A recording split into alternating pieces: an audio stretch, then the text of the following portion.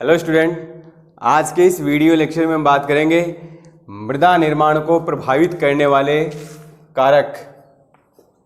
मृदा निर्माण अपन देख चुके हैं कि सॉइल फॉर्मेशन है वो किस प्रकार से होता है।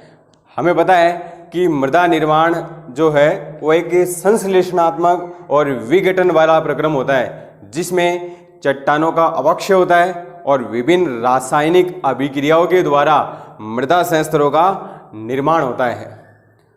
अब अपन ये देखेंगे कि ये जो मृदा का निर्माण हो रहा है ये किन किन कारकों से प्रभावित होता है, या ऐसे कौन से कारक है जो मृदा निर्माण को आगे बढ़ाते हैं या मृदा निर्माण को प्रभावित करते हैं। देखो, मृदा निर्माण के बारे में अपन मृदा निर्माण के कारकों के बारे में बात करें कि कौन कौन से कारक होते हैं। उन कारकों के बारे में सबसे पहले बताने वाले वैज्ञानिक थे वीवी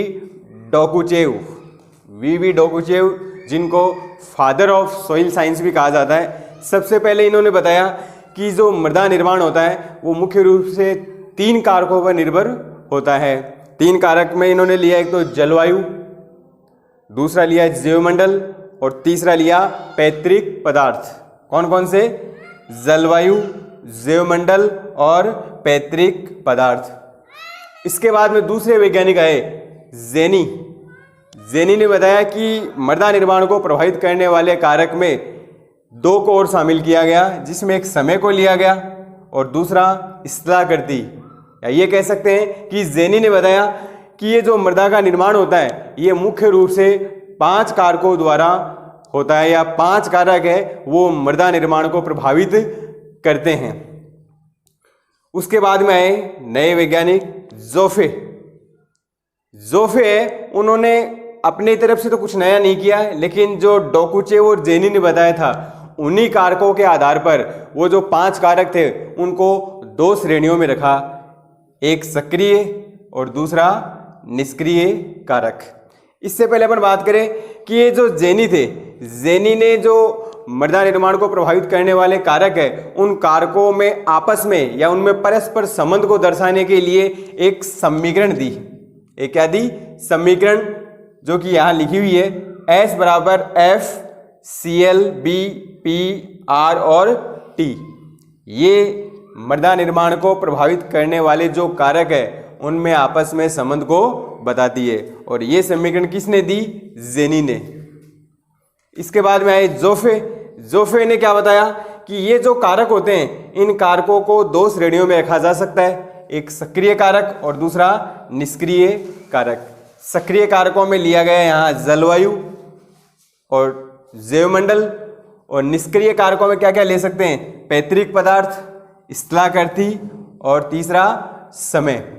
चर्चा करते हैं अपन सभी कारकों के बारे में।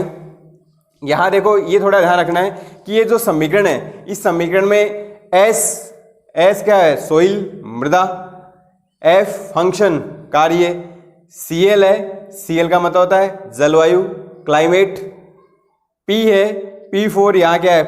पैतृक पदार्थ पेरेंट मटेरियल जिसको कह सकते हैं, R स्थलाकृति टोपोग्राफी या रिलीफ कह सकते हैं, और T4 टाइम यानी समय है। तो इन सभी को अपन देखते हैं कि कर सबसे पहले अपन लेते हैं सक्रिय कारक।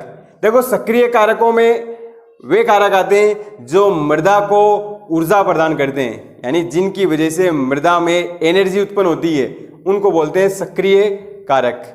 सक्रिय कारक में यहाँ जलवायु और जैवमंडल को शामिल किया गया है। ये जो कारक होते हैं ये मृदा निर्माण में ऊर्जा प्रदान करने का कार्य करते हैं।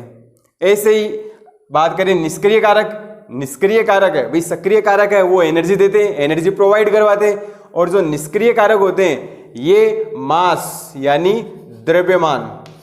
द्रव्यमान या भार प्रदान करते हैं। मतलब इनकी वजह से मृदा में द्रव्यमान या भार का विकास होता है।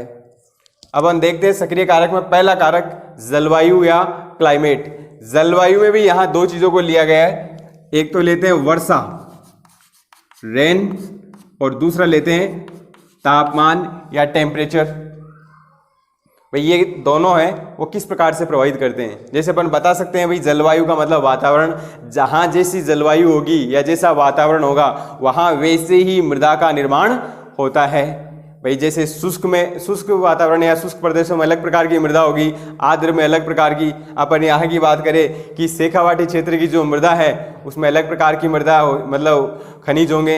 ऐसे अपन झालावाड़ की बात करें वहाँ अलग होगी, बाड़मेर जैसलमेर की बात करें तो वहाँ अलग होगी। तो अपन ये कह सकते हैं कि जैसी जलवायु होगी वैसे ही वहाँ मृदा का निर्माण होगा। भाई जैसे अपन वर्षा की बात करें कि कुछ ऐसे क्षेत्र होते हैं जहाँ वर्षा ज़्यादा होती है और कुछ ऐसे क्षेत्र होते हैं जहाँ वर्षा कम होती है। जहाँ वर्षा कम होती है यानी शुष्क प्रदेश है, वहाँ क्या होगा कि वहाँ की मृदा में या वहाँ की जो चट्टानें हैं उनमें जो खनिज पदार्थ होते हैं, लवण वगैरह होते हैं, उनका निक्षालन कम होता है। निक्षालन कम होने से वहाँ लवण उपस्थित होते हैं, इसलिए शुष्क प्रदेशों में लवणीय मृदा पाई जाएगी। कैसी मृदा होगी? लवणीय सेलाइन टाइप की जो सोइल होगी। ऐसे अपन बात कर सकते हैं जहाँ वर्षा ज़्यादा हो या आर्द्र प्रदेश हो, वहाँ जल की उपस्थिति है वो होगी, या ये कह सकते हैं जल आसानी से उपलब्ध हो जाएगा। तो वहाँ जो अपक्षय है और निक्षालन है वो कम होता है। कम होने की वजह से वहाँ जो मृदा है वहाँ अम्लीय प्रकार की मृदा का निर्माण होगा, क्योंकि वहाँ पानी आसानी से उपलब्ध होगा, इसलिए जो लवण वगैरह होते हैं वो आसानी से लीच्ड हो जाते हैं या निक्षालित हो जाते हैं। ऐसे अपन ताप की बात करें, भी अपने को पता है कि टेम्परेचर के द्वारा ताप बढ़ेगा तो चट्टानों में प्रसार होगा, और ताप कम होगा तो चट्टानों में क्या होगा? संकुचन। और इस तापांतर की वजह से चट्टान है वो आसानी से अपक्षय है वो हो जाएगी। या अपन जैसे कह सकते हैं कि जैसे ही अपन किसी रासायनिक प्रक्रम में अगर 10 डिग्री ताप को बढ़ाते हैं, 10 डिग्री ताप को बढ़ाते हैं तो वहाँ अभिक्रिया का वेग है वो डबल हो जाता है या ट्रिपल हो जाता है। तो इस तापांतर की वजह से भी है वो चट्टानों का अपक्षय है वो होता है, जो मृदा निर्माण को बताता है कि भाई वहाँ कैसी मृदा बनेगी। फिर अपन लेते हैं यहाँ जैवमंडल। जैवमंडल में किन किन को शामिल कर सकते हैं? जैवमंडल में जीव जंतु आ सकते हैं, वनस्पति आ सकती है कि वहाँ कैसी वेजिटेशन होती है, और मनुष्य ले सकते हैं, और इसके साथ साथ अपन सूक्ष्म जीवों को भी ले सकते हैं। भाई सूक्ष्म जीव आ गए, जीव जंतु आ गए, वनस्पति आ गई, और ये सभी है वो मृदा निर्माण को प्रभावित करते हैं।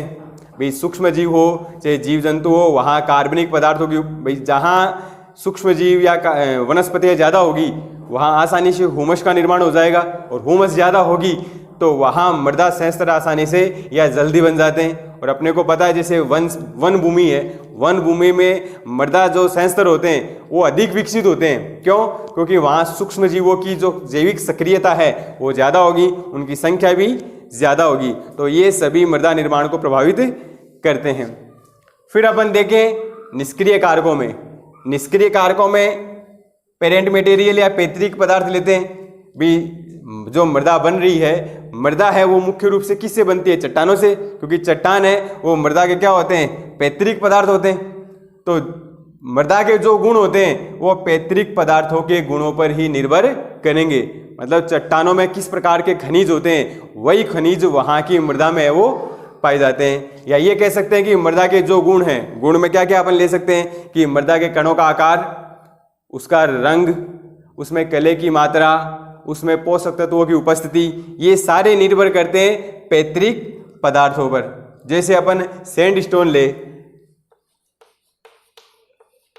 सैंडस्टोन है, सैंडस्टोन से जो मृदा बनती है, बालू पत्थर से जो मृदा बनेगी वो कौन सी बनेगी? बलुई मृदा बनेगी। ऐसे ही जो चूना पत्थर है, चूना पत्थर लाइमस्टोन जिसको कहते हैं, इसके अवशेष से जो मृदा बनेगी वो बनेगी यहाँ दोमट, या ये कह सकते हैं यहाँ मृतिका का निर्माण होगा, क्ले का निर्माण होगा। किसका निर्माण होगा? क्ले का। तो जैसी चट्टान होगी वैसी मृदा बनेगी। तो अपन ये कह सकते हैं कि मृदा के जो गुण होते हैं वो उनमें या उनके पैतृक पदार्थों पर निर्भर करते हैं। दूसरा यहाँ ले स्थलाकृति, टोपोग्राफी जिसको कहते हैं। टोपोग्राफी का मतलब होता है पृथ्वी की जो अनियमित सतह है, अनियमित सतह को अपन क्या बोलते हैं? स्थलाकृति। मतलब भूप्रपट्टी की जो ऊपर की परत है वो कैसी है, उसी के अनुसार मृदा का निर्माण होगा। अगर वो ऐसे ही है भाई अनियमित है, या कोई पहाड़ी वाला क्षेत्र है जहाँ ढलान ज़्यादा होती है, तो वहाँ कैसी मृदा होगी? भाई ढलान होगी तो वहाँ क्या होता है कि जल का प्रवाह है वो तेज होता है। भाई जल का प्रवाह तेज होगा तो वहाँ जो मृदा बनेगी वो कम विकसित होगी, क्योंकि समय कम लगेगा। तो कम विकसित और कम गहरी मृदा का निर्माण होगा कहाँ? पहाड़ी क्षेत्रों में या ढलान वाले क्षेत्रों में। जबकि अगर मृदा है वो समतल है तो वहां जो जल का रिसाव है या जल का जो प्रवाह है वो धीरे धीरे होगा। तो धीरे धीरे होगा तो सुविकसित मृदा का निर्माण होगा और मृदा की गहराई भी अधिक होगी। और लास्ट अपन लेते हैं समय या टाइम। भाई अपन जानते हैं कि जो चट्टानों का अपक्षय है वो मंद गति से होता है लेकिन लगातार होता है। लगातार होने की वजह से मृदा निर्माण है वो आसानी से होता है। और अपने को पता है कि अगर मृदा में समय ज़्यादा लगेगा तो बनने वाली मृदा है वो सुविकसित होगी, क्योंकि मृदा के जो संस्तर होते हैं उनको विकसित होने में टाइम लगेगा। और जहां अगर जैविक सक्रियता ज़्यादा होगी या अवशिष्ट या अवशेष ज़्यादा होंगे वहां आसानी से मृदा है वो बनेगी, लेकिन उसमें समय लगेगा। तो इस प्रकार अपन बता सकते हैं कि मृदा निर्माण को प्रभावित करने वाले ये कुछ महत्वपूर्ण कारक है। इसी के साथ अपना ये चैप्टर है वो पूरा होता है। नेक्स्ट वीडियो अपन नेक्स्ट चैप्टर की बात करेंगे। अभी के लिए थैंक यू।